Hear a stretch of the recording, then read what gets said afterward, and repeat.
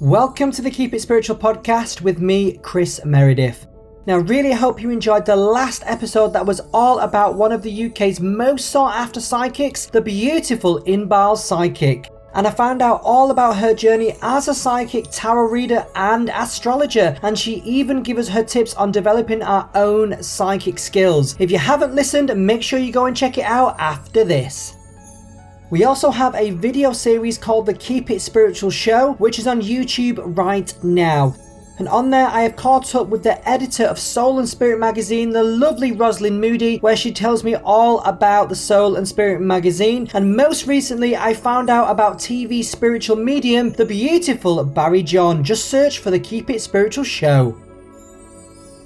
In this episode of the Keep It Spiritual podcast, it was such an honour to get time to talk with Gwen Acorah about her much-loved husband and one of the most gifted and famous mediums of a generation. Of course, it is the late Derrick Acorah. Now, Gwen lets me into Derrick's outstanding life with spirit and what it was like living with one of the most gifted mediums of our time. And of course, we talk about the future of Derrick Acorah's memory and what she plans to do with it. So it was a true honour to hear about everything that Derrick was, and of course from the person who knew him best. Here is the lovely Gwen Acorah on the Keep It Spiritual podcast. It's a pleasure to speak to you today. First of all, how are you doing? I'm doing fine, thank you. As you can imagine, losing Derrick is taking some getting used to, because it's left an enormous hole in my life, both from a personal point of view, but also from a working point of view, because I worked closely with Derrick on his, everything that Derrick Acorah did. I worked closely with him, and so of course it's a double whammy, really. It's left a massive hole. Of course it will. No, of course, you know, and you as a team, wasn't you? Both of you was a team. You worked on everything together, so of course it is, you know, going to leave that massive hole. But, you know, Derrick, he dedicated his life to spirit. I mean, and in a way you did as well, Gwen. So what was that like, living like that? Well, it was our life.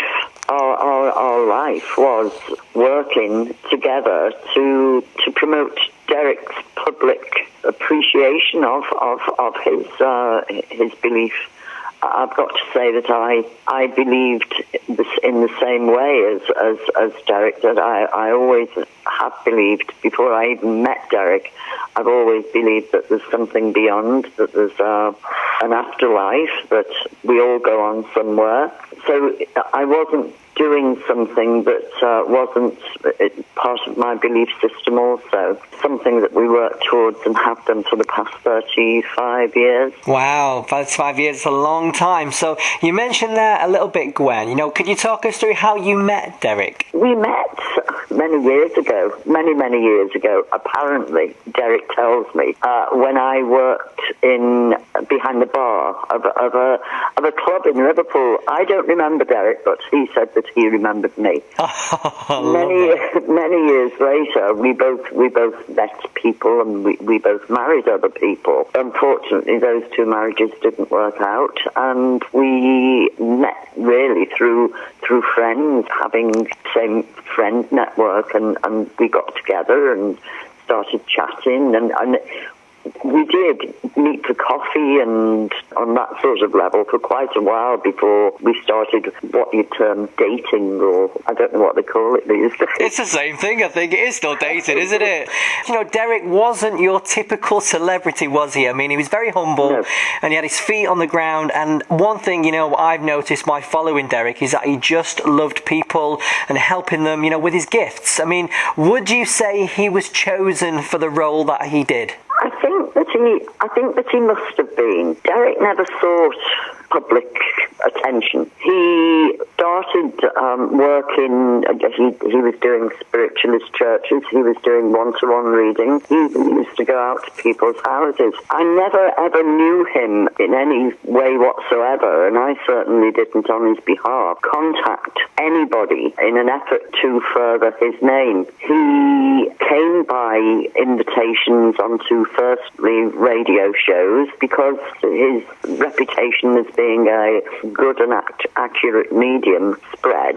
Of course, it came to the ears of producers in radio, and that was why I was invited there. The same applies to TV. He didn't make any applications or write to anybody or speak to anybody. It just came out of the blue. He was driving to work one day and got a telephone call from one of the researchers for a program in Manchester on the Granada Breeze satellite channel called Lifetime, and it was International Tea Week, as I remember, and they were looking for a tea leaf reader, which Derrick wasn't. He told them this, and they said, well, my aunt came to see you and you gave her a fabulous reading. She's recommended you. Would you come in anyway and do what you do? So he did. He accepted the invitation. He went on air. He did his bits with the clairvoyance or whichever sense he was using. That was it. It was such a hit. They phoned him the following week and said, would he guest again because of the public response had been so great. And it went on from there. On a weekly basis, he'd get a phone call, and then, of course, they issued him with a contract, and everything rolled from there. Wow, great to hear. I didn't even know that, Gwen. So I'm sure many listeners won't know that. A very organic way as well to kind of come into it. Oh, yes. If people are meant to do something, they don't have to seek it out. It'll find them, as it found Derrick. But he never considered himself a celebrity. Oh, my God, no. And we used to get numerous invitations to go to London to attend these parties and shows and this sort of thing. But he was never interested in going because he wasn't interested in the celebrity lifestyle. He'd rather stay at home and look after his chickens or his fish or walk the dogs. I love that. Keep his feet truly on the ground. Yes, it did indeed. Love that, Gwen.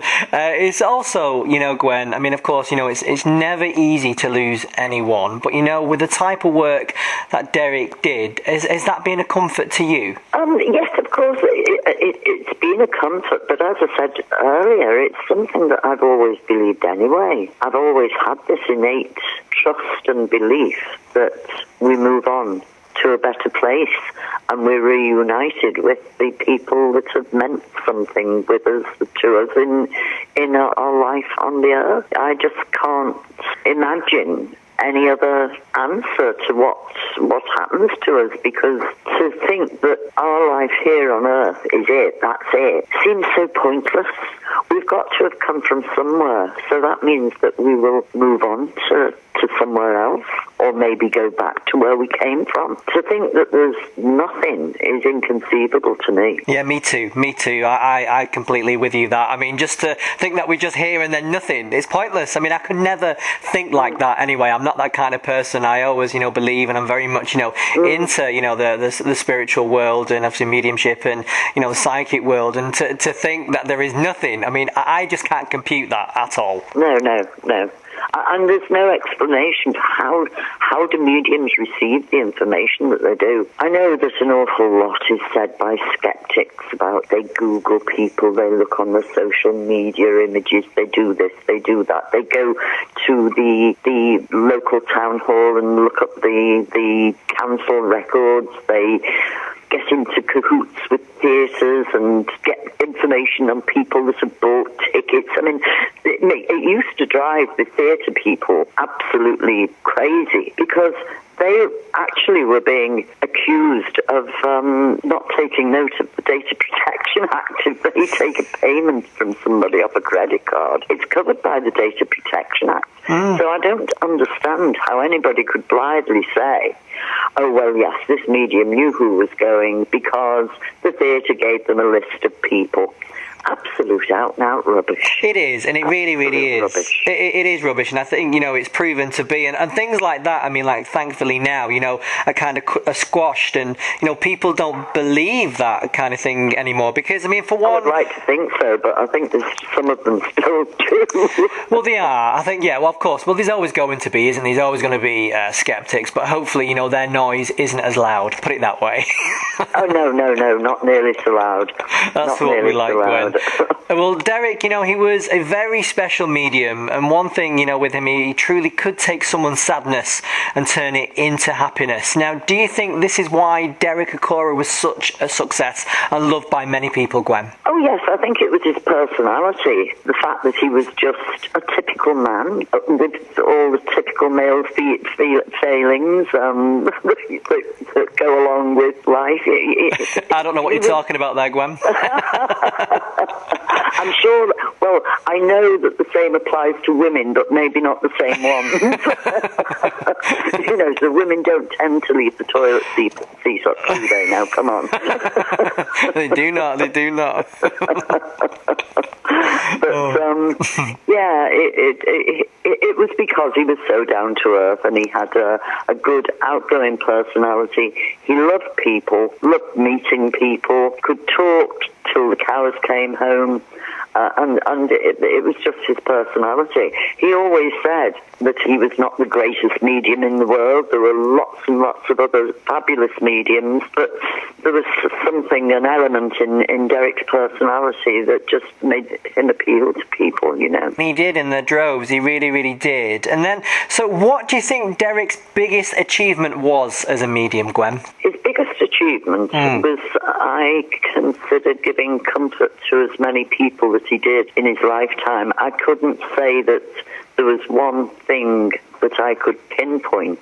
I think it's a collective of a lot of things, and that is the comfort that he gave to people who had lost loved ones, and the help that he also gave people who knew that they were about to pass over and came to him to talk to him about what was ahead of them, and that gave them peace of mind and huge comfort. Definitely, and at the end of the day, that's why Derrick did what he wanted to do, wasn't it? To help people, and that's what it's all about. And away from that was what it was all about with him. Yes, it totally was. And away from all the cameras and maybe what the public thought they knew of him, it was to help people and guide them on their journey and their spiritual journey and after this life as well. Oh yes, Derrick was a showman. He was a very outgoing personality, but it didn't detract from his empathy with people and his love of people.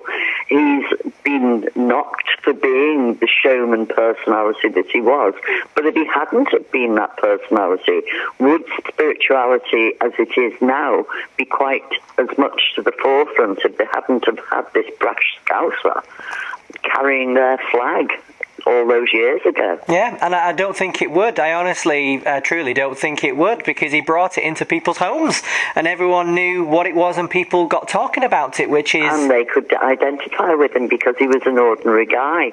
When I first met Derrick, we used to go to spiritualist churches together. He used to sit in rescue circles and this circle and that circle and whatever. He was absolutely skint at the time as well, so he used an awful lot of shoe leather. He couldn't afford a car. So he'd walk to the spiritualist church. Man after my own heart, it's like me. I'm talking about not a few hundred yards, I'm talking about a couple of 3 miles or more on occasion. And you played a part in Derrick's success as well, because like you were saying earlier on, it was a team, and you both was a team, wasn't you? Oh yes, definitely. But I used to prefer to be in the background. I didn't want, and still to this day I hate having my photograph taken. We worked together. I was the supporting role in that. I do all the administration work and support him through some bad times and be there for him, basically, when he felt that nobody was. And you always was, there were times like that. No, of course there were. There's always going to be ups and downs, but the main thing, you're a partnership and, you work through it together to hopefully more positive times. So, Gwen, are there any plans to keep Derrick's spiritual work and his memory alive going forward in the future? Oh, yes, definitely.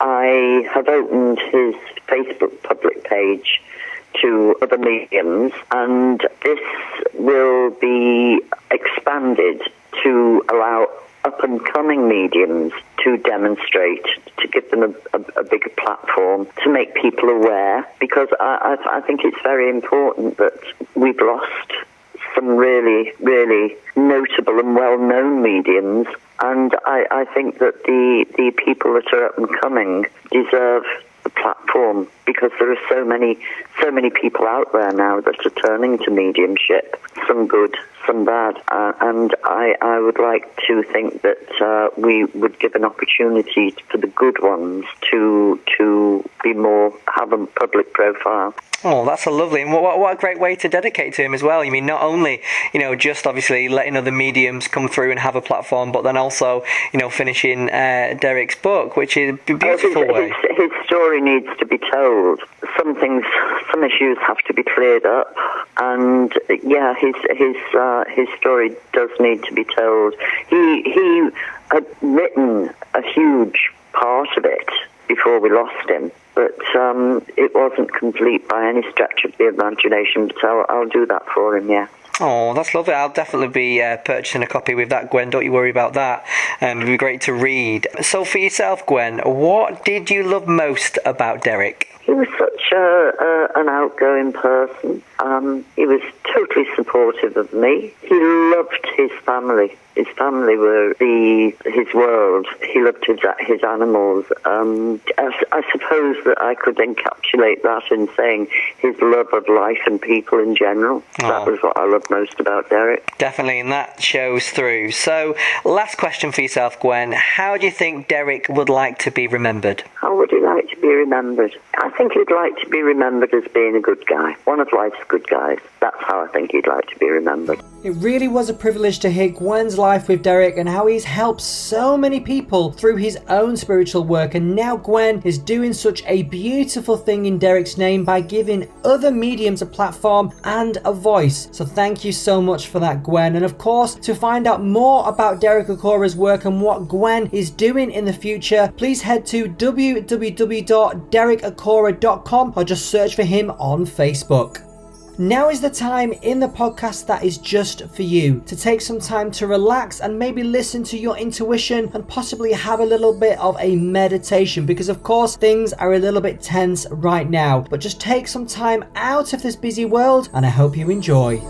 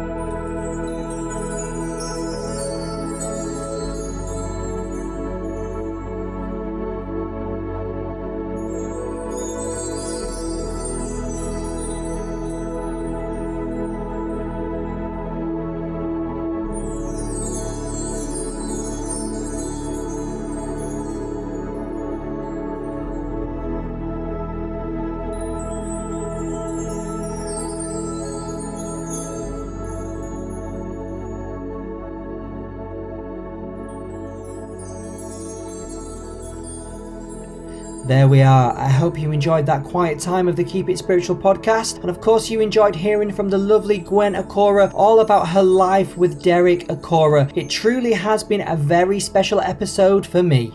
Now, in the next episode of the Keep It Spiritual podcast, I'm delving into the world of chakras with author Tracy Jamon and looking into what can affect our chakras and how we rebalance them. And of course, talking about her new book, Chakras for Beginners. So that'll be coming out very, very soon. If you or your brand would like to sponsor the Keep It Spiritual podcast and get your brand and services out to a worldwide spiritual audience, then email me at chriscmeredith@gmail.com for all the prices. So make sure you join us on Twitter and Instagram at Keep It Spirit Pod, and myself personally at Chris C. Meredith. And make sure you reach out on Facebook and you like us as well. Just search for the Keep It Spiritual podcast.